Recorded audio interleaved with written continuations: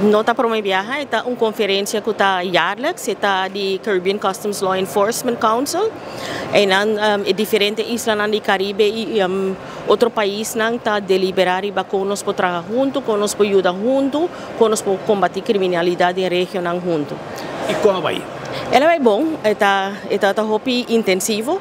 Passou 4 dias, nós estávamos em conferência, então, sim, nós temos informação riba tools que nós podemos usar, passou também companhia privada, que também mostra aqui que nós temos scanners, produtos que podemos usar, tem controle de maleta e de tudo, então ela vai bom.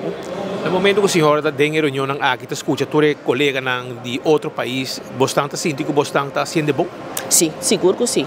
Nós está coisa que nós temos em comum dentro da isla, nós turta usa o mesmo sistema a segura para se nos declaracionam.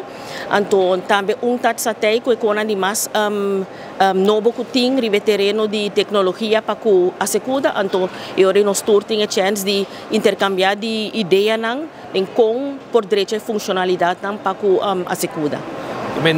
Bastante mire fruto também de reunião aqui. Seguro que sim. Sim.